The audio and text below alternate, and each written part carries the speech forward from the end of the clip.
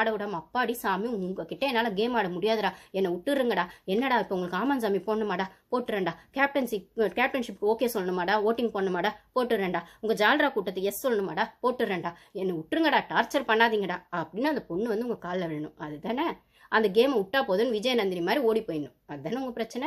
நீங்கள்லாம் ஷைன் ஆகணும். அந்த பொண்ணு கேம் ஆடாமல் ஒன்று வேடிக்கை பார்க்கணும், இல்லைனா கேமே ஆடாமல் விட்டு ஓடி போயிடணும். இதுதானே உங்கள் இதில் கேவலமாக இல்லை? ஒரு ஹெல்த்தியான காம்படிஷனை உங்களால் ஒரு பொண்ணு கூட மெயின்டைன் பண்ண முடியலன்னா அதுக்குன்னு இப்படி கேவலமான கேம் ஆடிட்டு இருக்கீங்களே, எனக்கு புரியல. நீங்களாம் தான் ஒரு மெச்சூர்டா?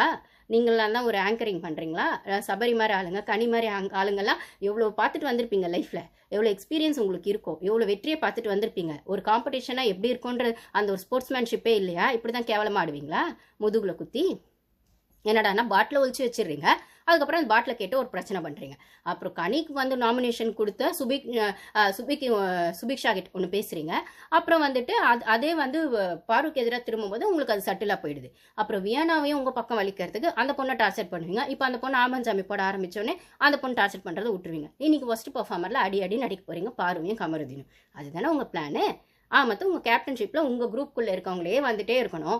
அப்போ அந்த பவர் கையில் வந்துச்சுன்னா இன்றைக்கி இந்த வாரம் ஃபுல்லாக கனி ஜால்ரா போட்ட மாதிரி மற்றவங்களும் ஜால்ரா போடுவாங்க. ஸோ அந்த குரூப்பே உங்கள் வீட்டை ஆட்சி செஞ்சுக்கிட்டே இருக்கணும். சாரி, உங்கள் வீடு இல்லை, பிக் பாஸ் வீட்டு நீங்கள் உங்கள் வீடாக நினச்சி ஆட்சி செஞ்சுட்டே இருக்கணும். அதுக்கு யாரும் கேள்விலாம் கேட்கக்கூடாது, கொஸ்டின்லாம் பண்ணக்கூடாது, கம்ப்ளைண்ட்லாம் பண்ணக்கூடாது, நோலாம் சொல்லக்கூடாது. அது தினமும் உங்கள் கதை. எனக்கு புரியல.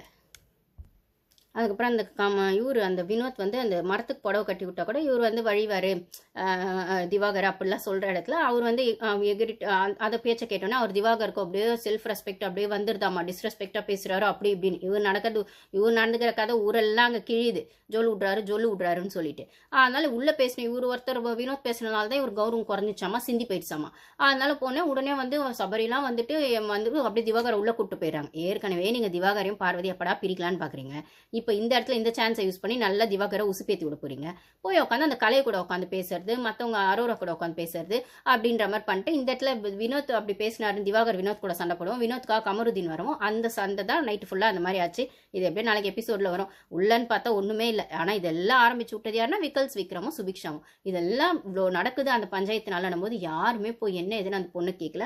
பிரவீன் மட்டும் போறாரு அந்த 5 நிமிஷம். அவருக்கு தான் அந்த பாஸ் கிடைச்சிச்சு, நாமினேஷன் பாஸ். அவங்க ரம்யா கொடுத்துட்டாங்கல்ல அந்த அந்த பாயிண்ட்ஸ் எல்லாம் வச்சுட்டு. அப்போ வியானாக்கு பாயிண்ட்ஸே இல்லை, இவங்க கனிக்கு 9 பாயிண்ட்ஸ் வந்துச்சு, பிரவீனுக்கு 13 பாயிண்ட்ஸ் வந்துச்சு.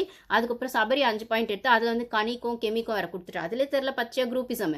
இதில் காலையில் இன்னொன்று வந்து பிக் பாஸ் பண்ணி விட்டார். என்னன்னா எப்படி வந்து திவாகரையும் இவங்களை பார்வதியும் உசுப்பேத்தி விட்டாரோ